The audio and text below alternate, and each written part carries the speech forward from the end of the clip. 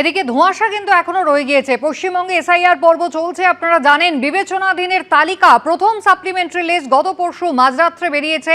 আর এবার দেখা যাচ্ছে যে বিবেচনাধীন ছিলেন বসিরহাটে এক বুথের ৩৪০ জন ভোটার। প্রথম সাপ্লিমেন্টারি লিস্ট বেরিয়েছে এবং সেখানে ডিলিটেড লিস্টের তালিকায় রয়েছে এই ৩৪০ জন ভোটারেরই নাম। প্রত্যেকের নাম বাদ গিয়েছে। নাম ডিলিটেড হিসেবে দেখাচ্ছে খোদ বিএলওরও। বসিরহাট ২ নম্বর ব্লকের বড়গুবরা গ্রামের ৫ নম্বর বুথের এই ছবি। কথা বলবো সমীরণ পাল আমাদের সঙ্গে রয়েছেন। সমীরণ, ৩৪০ জন যাদের নাম বিবেচনাধীন ছিল প্রত্যেকের নাম বাদ চলে গেল, এমনকি বিএলওরও। একেবারে তোমাকে যেটা বলছিলাম যে বসিরহাটে যে দেখা যাচ্ছে ৩৪০ জনের নাম ছিল আন্ডার অ্যাডজুডিকেট অর্থাৎ বিবেচনাধীন, এবং যে সাপ্লিমেন্টারি তালিকা প্রকাশিত হয়েছে তাতে দেখা যাচ্ছে ৩৪০ জনের নামও বাদ দেওয়া হয়েছে, এবং বিএলও মোহাম্মদ শরীফুল আলম তার নিজের নামও বাদ গেছে।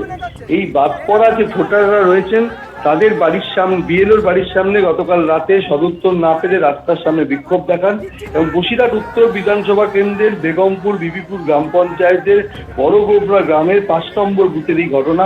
এবং সেই গ্রামে যেখানে দেখা যাচ্ছে যে মোট ভোটার সংখ্যা ৯৯২ জন, এবং মৃত এবং স্থানান্তরিত ভোটার হচ্ছে ৩৮ জন। বাকি ৯৫৪ জনের শুনানির জন্য ডাকা হয়েছিল। তাদের মধ্যে ৯৫৮ জন শুনানিতে হাজির হয়। মাত্র ১৮ জনের নাম খসড়া তালিকায় প্রকাশিত হয়েছিল। বাকি ৩৪০ জনের নাম বিবেচনাধীন ছিল, এবং ২৩ তারিখ যে তালিকা প্রকাশিত হয়েছে তা দেখা যাচ্ছে যে ৩৪০ জনের নাম তো রয়েছে, বিএলওর নামও রয়েছে। সেই কারণে বিএলওর বাড়ির সামনে তারা বিক্ষোভ দেখান, এবং তাদের বক্তব্য যে তাদের নাম বাদ গেছে এবং তাদের নাম যে বিবেচনাধীন ছিল তারপরেও তাদের নাম ওঠেনি, এবং সেখানে তাদের বিএলওর বাড়ির সামনে গিয়ে তারা বিক্ষোভ দেখান। এবং তাদের বক্তব্য হচ্ছে যে তারা সমস্ত নথি দেওয়া সত্ত্বেও তাদের নাম কেন বিবেচনাধীন সেই বিষয়ে তারা প্রশ্ন তুলেছেন। সমীরণ, ধন্যবাদ। যদি আমাদের নাম ঠিক না হয় আমরা একটা ভোট করতে দিচ্ছি না।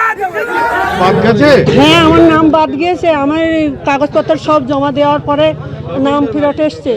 আমার অসুস্থতায় আমি ওই হিয়ারিংয়ে দাঁড়িয়ে ক্লান্ত হয়ে পড়ে গিয়েছি, তার সত্ত্বেও আমার সেই কাগজটা ফেরত এসছে এখানে। আপনার কি বিচারাধীন এসেছিল? হ্যাঁ হ্যাঁ হ্যাঁ। তারপরে এখন কি হয়েছে? এখন এই ডিলেট হয়ে গিয়েছে। আমি মানে ঘুম হচ্ছে না, ক্লান্ত হয়ে পড়ে গিয়েছি। মোট ৩৪০ জনের নাম ছিল একটি বুথের। ৩৪০ জন ভোটার যাদের নাম বিবেচনাধীন ছিল।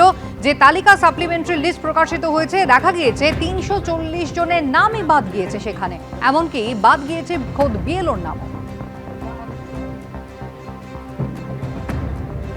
সমস্ত ডকুমেন্টস ঠিক থাকা সত্ত্বেও আমাদেরকে আন্ডার অ্যাডজুডিকেশন তারপরে ডিলিটের খাতায় ফেলিয়ে দিয়েছে। এর জন্য আমরা ব্যাপকভাবে আতঙ্কিত হয়ে আছি। টোটাল রাত্রে ঘুম পর্যন্ত বন্ধ হয়ে গেছে। কাল ১১টা পর্যন্ত চেক করছি অনলাইনে, পেলাম না কিছু। তারপর সকালে উঠে দেখছি হঠাৎ করে সবই ডিলিট। সব রকম প্রমাণপত্র একটা সিঙ্গেল অক্ষর পর্যন্ত ভুল পাবেন না আমাদের ডকুমেন্টসে, দেখতে পারেন। কি মনে করছেন বিষয়টা এরকম হলো কেন? বিষয়টা এটা উদ্দেশ্য প্রণোদিতভাবে হয়েছে।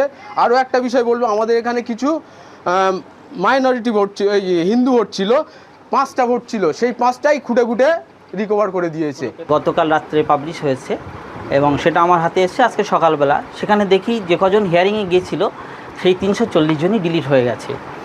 এর মধ্যে অধিকাংশের ক্ষেত্রে আমাদের এই বুথটা খুব এডুকেটেড বুথ।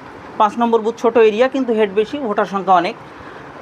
তো সেই ৯৫২ জনের মধ্যে ৩৪০ জন আন্ডার অ্যাডজুডিকেশন হয়, এবং ৩৪০ জনই পরবর্তী সময় আজকে সকালে দেখি যে ডিলিট হয়ে গেছে।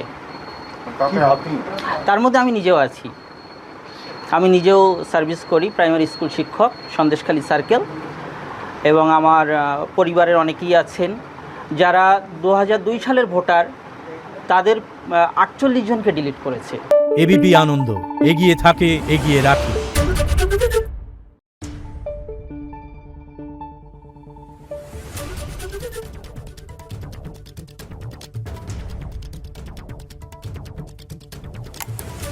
Thank you.